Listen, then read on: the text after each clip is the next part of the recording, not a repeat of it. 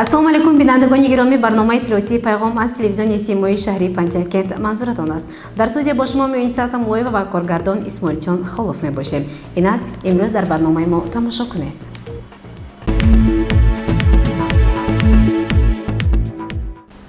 таҳлили вазъи соҳаҳои мухталифи хоҷагии халқ ва шиносоӣ бо рӯзгори мардум ҳадафи сафарҳои кории раиси шаҳри Панҷакент Шафиён Исломзодзода ба ҷамоатҳои деҳот маҳсуб мешавад. Ба идомаи мавзӯъ таваҷҷӯҳ намоед. сафари навбатии кории раиси шаҳр Шафиён Исломзодзода ҷиҳати шиносоӣ бо фаъолияти соҳаҳои мухталифи хоҷаи халқ ва рӯзгори мардум дар ҷамоатҳои деҳоти Вору, Рӯдакӣ ва Лоиқширалӣ идома ёфт. дар ҷамоати деҳоти Вору раиси шаҳр Шафиён Исломзодзода ҳангоми мулоқот бо мардум сараввал аз сафари асосгузори сулҳу ваҳдати миллӣ президенти мамлакат муҳтарам Эмомурраҳмон ба шаҳри Панҷакент иштирокшон дар маросими ифтитоҳи якқатор корхонаи иншоотҳо суханронияшон дар ҷомаати бошкӯҳ бахшида ба 50,000-солагии Саразин Бостон андеша баён намуда ин сафарро далели таваҷҷӯҳи навбатии роҳбари муаззими кишвар ба Панҷакент ва панҷакентиён арзёбӣ намуд. дар мулоқот масъалаи мубориза бо COVID-19 алоҳида баррасӣ шуда раиси шаҳр аз кормандони соҳаи тиб вазъи санитарии эпидемиологӣ ва тадбирҳои андешташударо дар ин самт пурсон шуд. Исломзодзода бозиди хона бо хонаро аз тарафи табибон дар самти пешгирӣ ва мубориза бо COVID-19 аз муҳимтарин вазифа арзёбӣ намуд. баъдан Исломзодзода таваҷҷӯҳи масъулони ҷамоатро ба масъалаи омодагӣ ба зимистон, захираи ангишти ҳезум, ҳамзамон омода сохтани маводи хӯрока дар ин мавсим ҷалб сохт. дар мулоқот чанде аз сокинон арзи шикоят ва дархосту пешниҳодҳои худро вобаста ба масъалаҳои мухталиф баён доштанд, ки онҳо аз тарафи кормандони масъули мақомоти иҷрои ҳокими давлати шаҳр ҷиҳати иҷро ба роҳбарӣ гирифта шуд. мулоқоти дигар раиси шаҳр Шафиён Исломзодзода дар ҷамоати деҳоти Рӯдакӣ дар муассисаи таҳсилоти миёнаи Умумрахим 50 баргузор шуд. инҷо раиси шаҳр аз хусуси маъракаи муҳими сиёсӣ интихоботи президенти ҷумҳурии Тоҷикистон мулоҳиза баён намуда масъулони участкаҳои интихоботиро вазифадор сохти корҳои ташвиқотии тарғиботиро дар ҳар як деҳа, ҳар як хона мақсаднок баромонанд. дар мулоқот мавзӯи мубориза бо COVID-19, зимистонгузаронӣ, танзими маъракаҳо, захираи консерваҳои гуногун барои фасли сармо низ мавриди муҳокимаю вазифагузориҳо қарор гирифтанд. мулоқоти раиси шаҳр Шафиён Исломзодзода дар ҷамоати деҳоти Лоиқширалӣ дар тололи клуби деҳа доир гардид. Исломзодзода инҷо таваҷҷӯҳи масъулинро барои омодагӣ ва дар сатҳи баланд муташаккилона гузарондани маъракаи интихоботи президенти ҷумҳурии Тоҷикистон равона сохт. баъдан масъалаи камхарҷу замонавӣ гузарондани маъракаҳо, омодагӣ ва захираи маводи сӯхт, озуқа дар фасли зимистон ҳаматарафа муҳокима шуда кормандони масъул супоришҳои мушаххас гирифтанд. иштирокчиёни мулоқот ба раиси шаҳр баъзе шикоятҳои худро оид ба ҳолати ногувори роҳи деҳаи Заврон, имтиёз барои барқароркунандагони сохти конститутсионӣ, ташкили ферми мурғпарварӣ, мушкилиҳои хонандагони раҳдур баён доштанд. Исломзодзода барои кӯмак ба мардум масъулинро вазифадор сохт. дар хотири мулоқот раиси шаҳр Шафиён Исломзодзода мардумро бо солгарди навбатии истиқлолияти давлатии ҷумҳурии Тоҷикистон ва 50,000-солагии Саразин Бостон шодбош гуфт. ман фурсати муносиб истифода бурда ҳамин бошандагони ҷамоати деҳоти Лоиқширалиро бо 29-солагии истиқлолият ва 5500-солагии Саразин Бостон табрик карда барои шумоҳо пеш аз ҳама хушбахтӣ, хурсандӣ ва саломатӣ таманно мекунам. салому салом.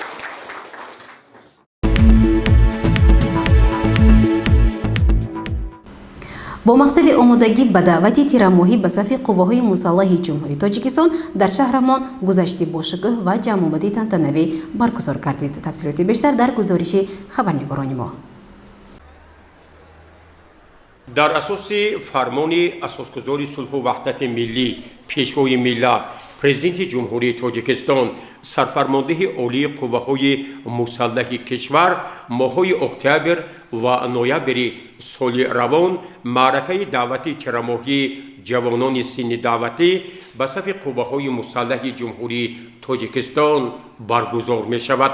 бо иқдоми бахши ҷавонон ва варзиши шаҳри Панҷакент, шӯрои сарбозони байналмилал, муассисаҳои таълимӣ در شهر بوستانی پنجکین گذشت جوانان تحت عنوان حفظ وطن وظیفه مقدس برگزار گردید. در این گذشت با شکوه جوانان از کالج‌های طبی، کالج پلی‌تکنیکی شهر پنجکین، دیگر مؤسسه‌های تعلیمی، سربازان بین الملل با شعار و آویزه‌ها پرچم‌های دولتی جمهوری تاجیکستان با سوی پیکره شاه اسماعیل سامانی قدم گذاشته بار دیگر تاکید نمودند که آنها پیروان پیشوای ملت میباشند و در معرکه تیرماهی دعوت جوانان به صف قوه‌های مسلح کشور با یک افتخار وطنداری سهم خویش را میگذارند. در جریان این گذشت با شکوه جوانان 2 نفر اشتراکچیان آن اندیشه های خویش را پیرامون این گذشت نظامی و آمادگی جوانان سن دعوتی برای خدمت مادر وطن در معرکه تیرماهی از جمله چنین ارزیابی کردند.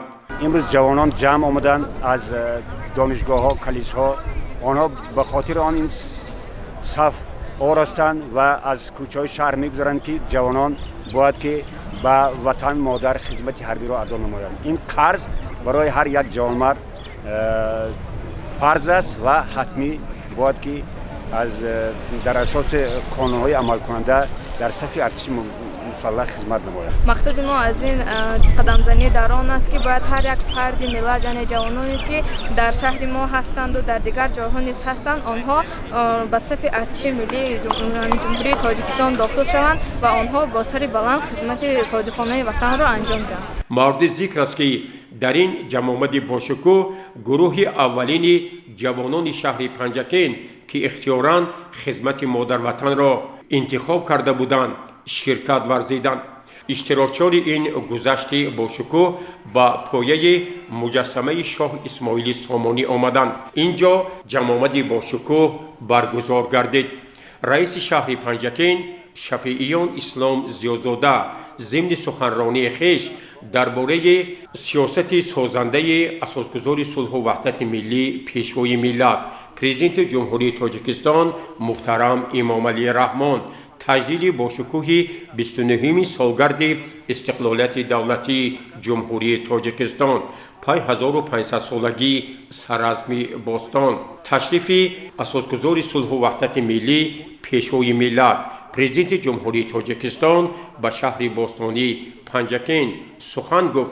باری دیگر تاکید نمود که ما باید در معرکه تیرماهی نقشه دعوت را برزیاد اجرا نماییم که این تحفه مردم پنجکین خاصه جوانان با مناسبت 30 سالگرد استقلالیت دولتی جمهوری تاجیکستان می باشد. باعث افتخار است که جوانان با آبرو و ناموس پنجکین همه ساله با خواهش خود برای حفظ مرز و بوم وطن عزیزمان برای خدمت در صف قوای مسلح جمهوری تاجیکستان سفربر نشوند و سربلندانه خدمت وطن را ادامه نمایند. در ادامه سخنرانی خویش رئیس شهر شفیعیان اسلام زیازاده به نقش جوانان با آبرو و ناموس شهر پنجکین بهای بلند داد. امروز قریب 15000 تا دعوت شونده داریم. از همین باشد 300 نفرش گسیل میکنیم. بیاد یک بار یک تشبوس کردم و در دهه اولی ماه اکتبر همین دعوت اجرا کنیم. خدمت کردن این یک مکتب مردانگی است. هر یک مردی که به سن 18 درآمد در قانون معین شده تا 27 سالگی باید که رفته این مکتب مردانگی گذارد. در این جمع آمد با شکوه راهبر دستگاه رئیس شهر امید حبیب زاده به حاضرین درباره عرض سپاس وزیر مدافع جمهوری تاجیکستان و تقدیم یک گروه والدان سربازانی که خدمت مادر وطن را با سر بلند اجرا میکنند با سپاسنامه وزارت مدافع جمهوری تاجیکستان سخن گفت و آنها را در یک فضای تنتنوی با این سپاسنامه ها قدردانی کردند. همینطور این گذشت با شکوه جوانان شهر باستانی پنجکین تحت عنوان ما پیروان پیشوای ملت حفظ وطن وظیفه مقدس در پایه مجسمه شاه اسماعیل سامانی با لحظه های خاطرمان با انجام برسید. گزارش مفصل از این چاره‌بینی در ادامه برنامه‌های ما نمایش داده می شود.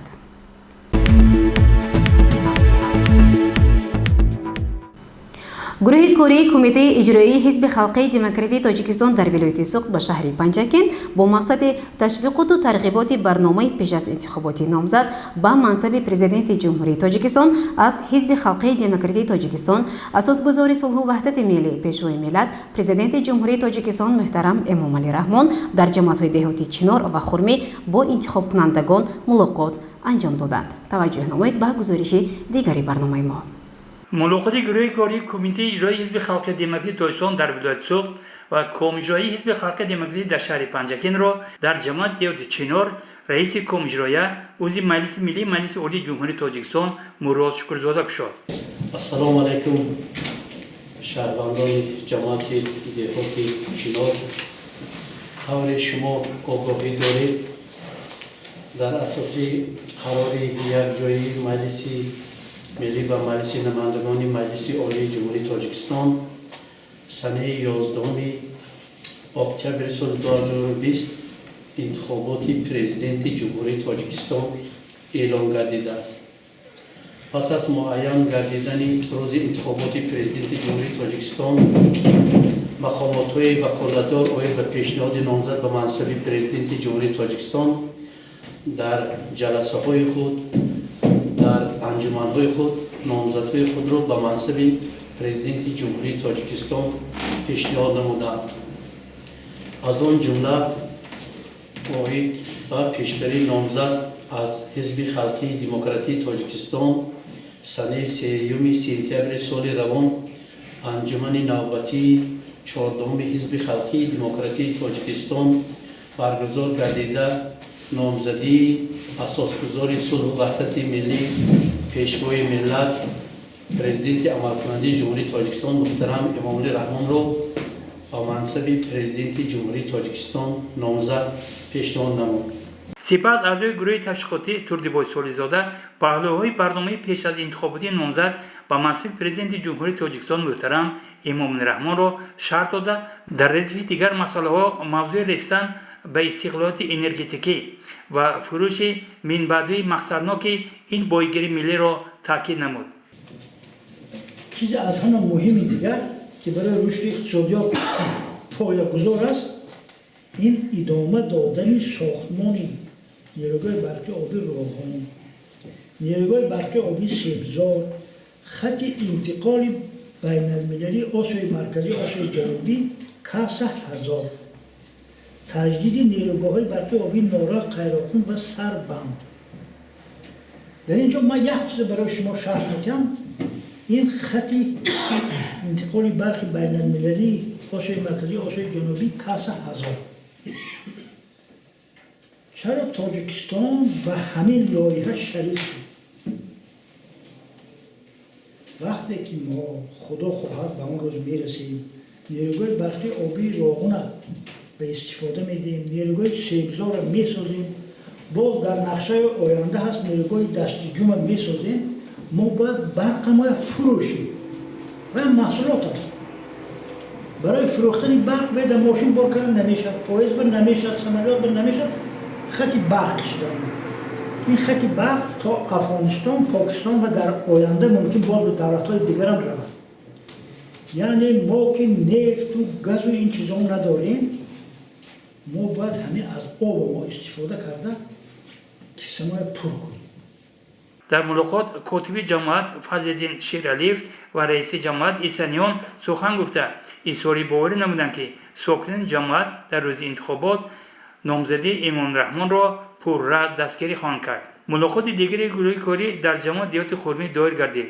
баъди сухани ифтитиҳоии узви маҷлиси миллии маҷлиси олии ҷумҳурии тоҷикистон Мурод Шукрзода, аъзои гурӯҳ Турдибой Солизода фаъолияти шоистаи президенти кишвар муҳтарам Эмомалӣ Раҳмонро дар тӯли солҳои роҳбарӣ бо далелҳои мӯътамад қайд намуда, як нуктаи дар назари аввал хеле оддӣ вале ҷолибро чунин шарҳ дод. مثلا ژاپن بعد جنگ دوم جهان در جنگ دوم جهان مغلوب شد. مبلغ زیاد طوال جنگ دو بمب اتمی به سرش افکند. ولی بعد جنگ تا امروز از پیشرفته ترین مملکت دنیا شد. برکدام میشه؟ از حساب تربیه نسل جوان. در برنامه پیشوای ملت پیش انتخاب تاکید شده است تربیه نسل جوان نسل رشد معارف.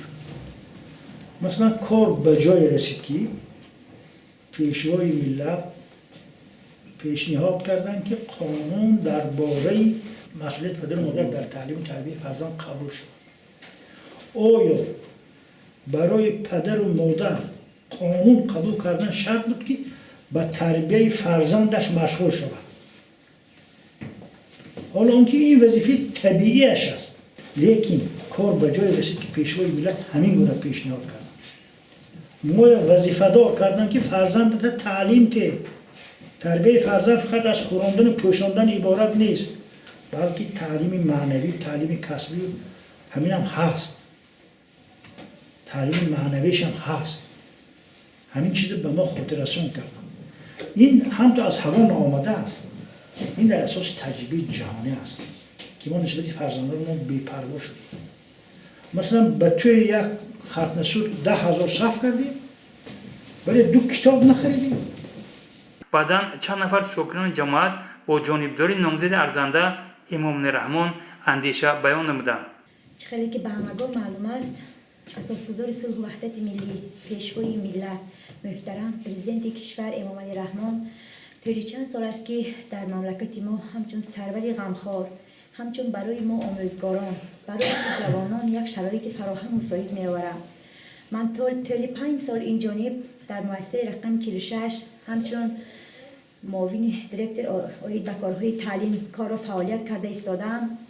اگر از پیشوای ملت امروز ما مثال آورده توانیم، ما سری وقت معاش خود را دسترس میکنیم. من سپاسگزارم و همچون وکیل در روز انتخابات همچون به مردمی که مرا دستگیری کرده در همین حوزه وکیل انتخاب کردن، همه به جانبداری و نامزد ارزنده اساسگزار صلح و وحدت ملی پیشوای ملت محترم جناب عالی امام رحمان طرفداری می‌نماییم. همچنان دعوت می‌کنم که به شخص ارزنده برای که پیشرفت همین وطن ملت یک وحدت ملی به دست آوردن انا مرحوم می‌کنم استان همین اثر دعوا حکیم 33 فردوسی بفرمودن میگن که زیادان برای شاه بادآفرین که نازد برای تخت و تاج زندگی این همچنین نه این چیز هم که برای همین با دقت هم تشکر میهمان محترم ما شما همتون باور میکنیم که در جامعه دیگه خرم البته این سیاسی بهشتی پیشوای معظم ملت دستگیری میکنم. جناب عالی که از طرف حزب خلق دموکرات اسلام با نامزد پرزیدنتی پیشنهاد کردند، همه مردمی جماعت دیوت خرمی با یک سری بلند با یک دل پر آواز میدین با در آینده میخواهند که با همراهی جناب عالی باشند و دولتمون رو در همه ساعت پیش بریم. موضوع خود را رئیس کمیته حزب خلق دموکرات تاجیکستان در شهر پنجگین وزیر مجلس ملی مجلس عالی جمهوری تاجیکستان مراد شکرزاده جنببست کرد. محترم پیشوای ملت امام رحمان توانستند که در دوره فعالیت خودشان را همچون یک سیاستمدار سطح جهانی در بین ما و شما معرفی نمایند و با خدمت‌های شایان پیشوای ملت ما به این روزهای نیک رسیدیم. از همه اساسی چیزی قیمت‌ترین این برای تاجیکستان عزیز ما فضای صلح و وحدت است، چینجی آسودگی است. یعنی که در آن جایی که فضای صلح و آرامی است در آنجا پیشرفت می شود، در آنجا زندگی آسوده پیش می رود، در آنجا مردم با آرزوی نیت‌های نیک خودشان می رسند. بنابر همین من فکر می کنم که امروز مردم شریف تاجیکستان گوهرشناس هستند، قدرشناس هستند و باور دارم که در روز انتخابات و طرفداری نامزد ارزنده حزب خلقی دموکراتیک تاجیکستان اساسگزار صلح و وحدت ملی پیشوای ملت محترم امام رحمان آواز خود را می‌دهند. یادآور می‌شیم که فعالیت گروه تشکیلاتی کمیته حزب خلق دموکراتیک تاجیکستان در ولایت سوخت و کمیته حزب خلق دموکراتیک تاجیکستان در شهر پنجگین بابت شرح اجرای برنامه پیش از انتخاباتی نامزد و منصب پرزیدنت جمهوری تاجیکستان محترم امام رحمان در دیگر جماعت‌ها ادامه دارد.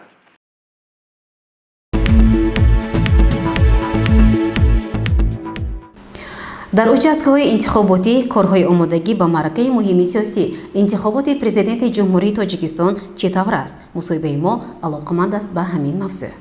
ман шарипов вафо رئیس کمیسیون участковый انتخاباتی رقم 104 دهه مرغدر جماعت دهاتی رودکی موشم.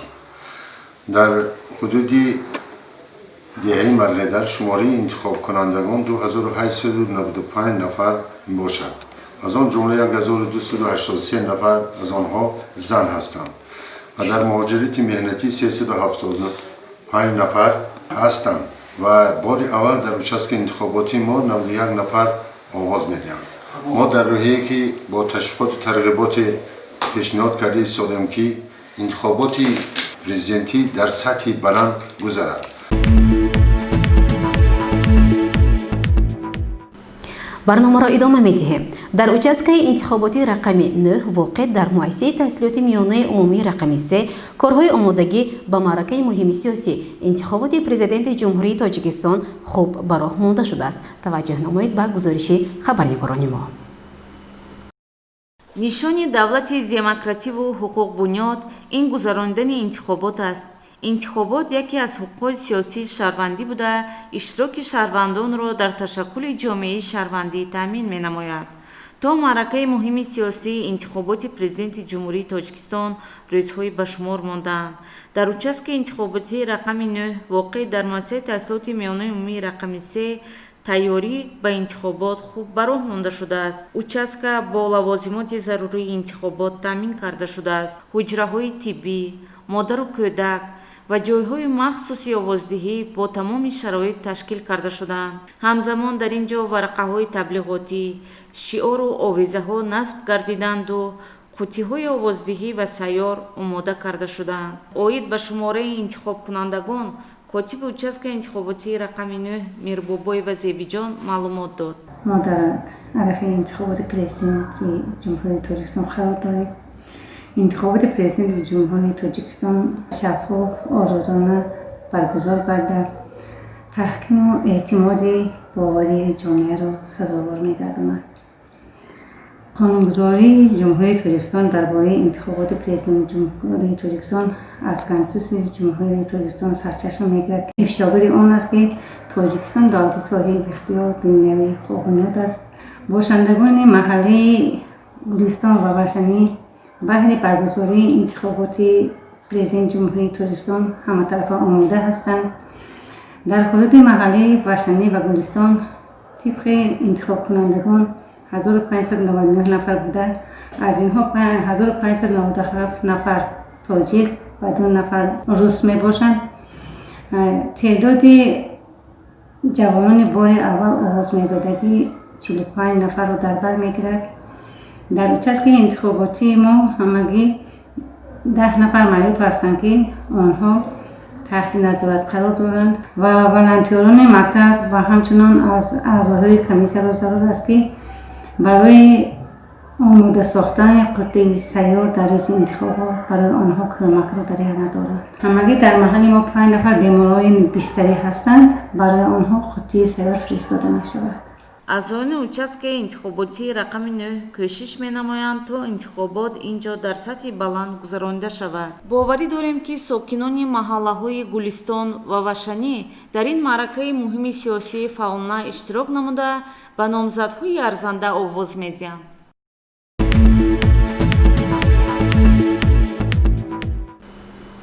санҷиши муштараки кормандони маркази назорати давлатию санитарии эпидемиологияи шаҳр дар ҳамкорӣ бо телевизиони Симо нишон дод ки масъалаи пешгирӣ ва мубориза бо COVID-19 дар баъзе аз муассисаҳои таълимӣ беҳбудӣ металабад. тафсилоти бештар дар гузориши дигари барномаи мо.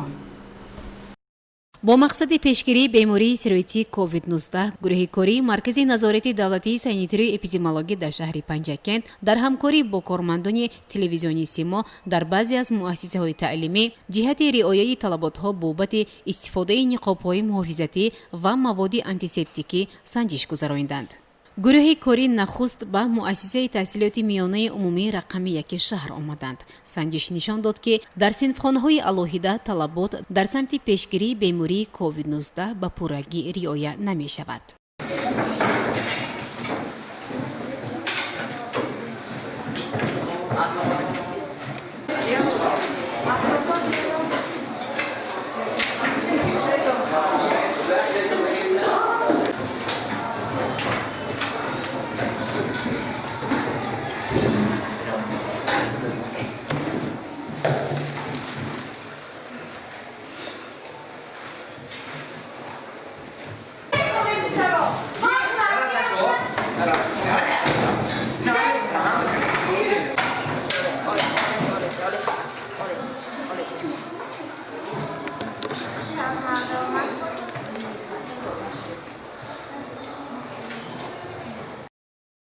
баъди боздид аз синфхонаҳо сартабиби маркази назорати давлатии санитарию эпидемиологияи шаҳр бурҳонбой атохоҷаев мулоҳизаҳои хешро атрофи камбудиҳои ҷойдошта дар хонаи муаллимон барои омӯзгорон баён дошт. ҳозир ҳамин беморие ки ҳаст ҳам беморӣ ҳам мактаби муассисаи шумо ба камтара афшовар шудааст. аз сабаби чӣ ҳамин чиз ки ҳамин ёмчида гигиени шахсияро накаростони талаба бачаҳои бемаска мондостони худотон бениқоб гаштостони сабабаш чӣ ҳозир дар инҷа уже чорум суличави панҷум сулича шудааст ки фақат дар мактаби як рафтааст. сабабаш чӣ инҷа ҳозир даромадагем дар мактабото дар синфхонаото муаллима маска надорад, талабаҳо бениқоб, антисептик надоранд, таги даратон ба ҳарорасанҷи фосилавӣ нест, ташкил кардаги не. ҳамин чиза кани муаллима вақте ки ман даромадам набудам ин чиз.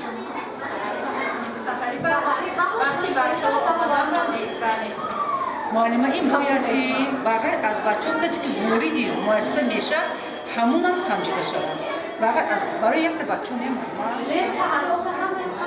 معلمه بعد بچه من در آمدم شما در آمدید رئیس در آمدن نبود همون چیز نوبردار معلمه تشکیل کردگی ایستاد همین روز تا ساعت 12 درس می تا ساعت 12 ایستاد معلم. Знаете, я так думаю, что причина в том, что во многих семьях наших учащихся есть больные родные. Эти дети все равно приходят в школу.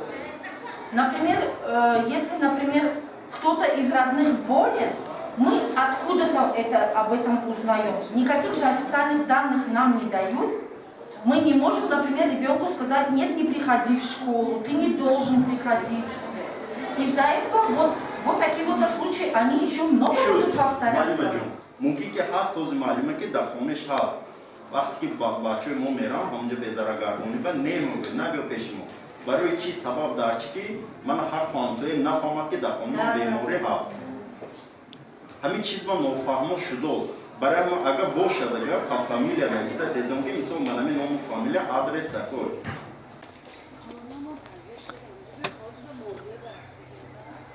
санҷиш дар муассисаи таҳсилоти то мактабаи рақами 11 ба номи Фирӯза нишон дод ки масъулият бобати истифодаи маводҳои зидди эпидемиологӣ ин ҷо ҳам пурра риоя намекардад. аъзоёни рейд масъулони кӯдакисонро вазифадор сохтанд ки нисбати пешгирии бемории коронавирус бетараф набошанд, зеро таҷриба собит сохтааст ки кӯдакон метавонанд гузаронандаи ин беморӣ ба дигарон бошанд.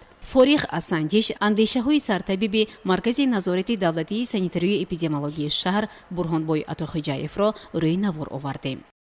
тавре ба ҳамагон маълум аст бемории коронавирус COVID-19 тамоми ҷаҳонро фаро гирифтааст.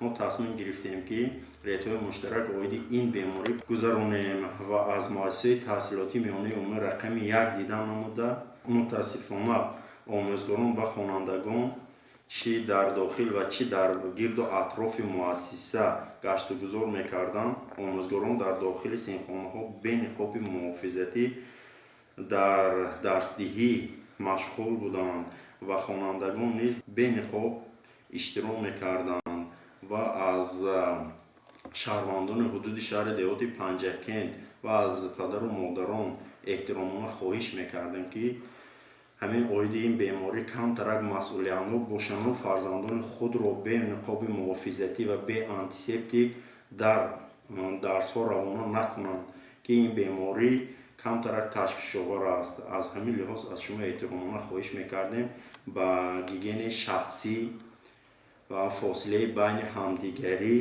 ёдовар бояд шуд ки вобаста ба нақшаи кории маркази назорати давлатии санитарию эпидемиологияи шаҳр чунин санҷишҳо дар дигар муассисаҳои таълимӣ низ гузаронида мешаванд. бинандагони гиромӣ, дар ҳамин ҷо барномаи иттилоотии пайғом ба поён мерасад. то барномаи дигар шоди пирӯз бошед. хайр.